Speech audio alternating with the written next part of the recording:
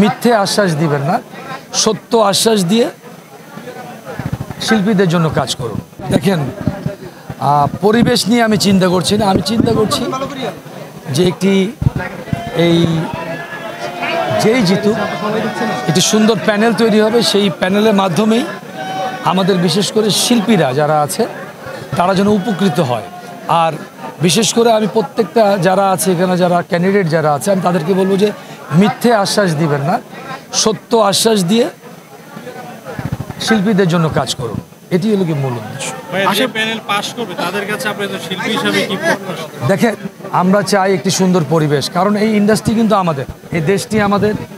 এখানে যারা যারা কাজ করে প্রতিটি কিন্তু ভালোবাসার মানুষ, আপনাদেরও ভালোবাসার মানুষ, এই দেশেরও ভালোবাসার মানুষ। তো সুতরাং যারা থাকবে, যারাই আসবে, আমার কথা হলো কি যে আমরা সুন্দর পরিবেশ চাই, সুন্দরভাবে আবার সেই ফিল্ম ইন্ডাস্ট্রি আবার সে আগের জায়গায় ফিরে আসুক, এটি কিন্তু আমাদের প্রত্যাশা। আমাদের নতুন কিন্তু কোনো প্রত্যাশা নেই, কারণ 90 দশকে যখন আমরা এসেছি তখন কিন্তু আমরা সবাইকে নিয়ে কাজ করেছি। তখন কিন্তু প্রতিদ্বন্দ্বিতার লড়াই ছিল, একটি নায়কের সাথে নায়কের যুদ্ধ ছিল, একটি নায়িকার সাথে নায়িকার যুদ্ধ ছিল।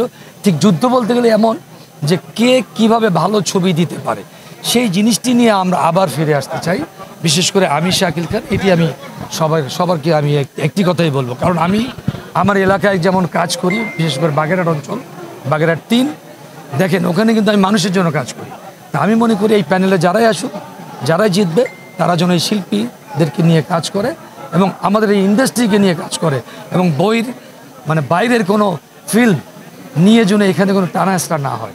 কারণ এই দেশটি কিন্তু অনেক কষ্টের বিনিময়ে আমরা স্বাধীন করেছি, বহু মানুষের ত্যাগের বিনিময়, রক্তের বিনিময়, মা বোনদের ইজ্জতের বিনিময়। সুতরাং আমরা এখানে খারাপ কিছু চাই না, আমরা ভালো একটি পরিবেশ এবং সুষ্ঠু সুন্দর ছবি ফিল্ম তৈরি হবে সেটি আমরা আশা করি। এবং যারাই প্যানেলে জিতবে তারা যেন এই শিল্পীদেরকে নিয়ে কাজ করে, বিশেষ করে দুস্থ শিল্পী যারা আছে, অসহায় শিল্পী যারা আছে, তাদেরকে যেন সঠিক আশ্বাসটি যেন তারা দেয়। ধন্যবাদ সবাইকে।